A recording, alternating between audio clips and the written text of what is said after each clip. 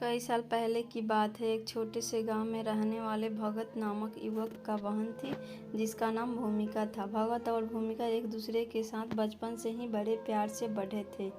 एक दिन गांव के पुराने मंदिर में पुरोहित जी एक विशेष अनुष्ठान का आयोजन करने का निर्णय लेते हैं। यह अनुष्ठान श्रावण मास के शुक्ल पक्ष की द्वादशी तिथि को मनाया जाना था। पुरोहित जी ने गांव के सभी युवकों को बुलाया और उन्हें इस अनुष्ठान का हिस्सा बनने के लिए आमंत्रित किया।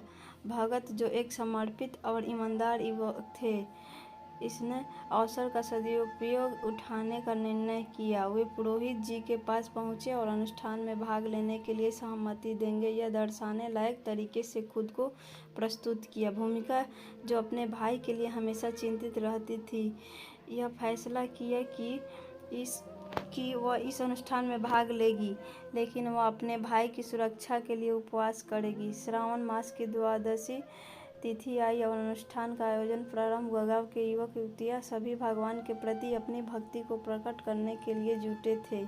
भगत और भूमिका भी उपस्थित थे, लेकिन भूमिका ने अपने भाई के लिए व्रत रखा था और वह उपवास कर रही थी। अनुष्ठान के दौरान एक शैतानी राक्षस गांव के पास आया और गांव के युवकों को परेशान करने लगा। वह देवों की पूजा को बिगाड़ने और अनुष्ठान को अवरुद्ध करने का प्रयास कर रहा था। युवक युवतियाँ बहुत परेशान हुए और मांगने लगे कि कोई उनकी मदद करे। इस समय भूमिका ने अपने भाई के लिए रक्षा सूत्र बांधकर उनकी रक्षा की और फिर उन्होंने वीरगति प्राप्त की थी।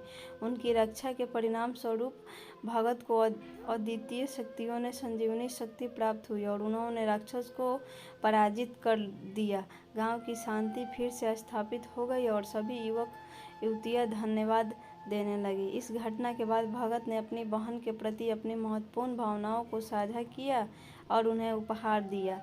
भूमिका ने उस उपहार को पहनते ही उसके भाई की रक्षा करने का संकल्प किया। इस प्रकार भगत और भूमिका की इस पौराणिक कहानी से हमें यह सीख मिलती है कि रक्षाबंधन का पर्व भाई बहन के प्यार और स्नेह का प्रतीक है, जो अपने प्रियजनों की सुरक्षा के लिए हमेशा तत्पर रहते हैं।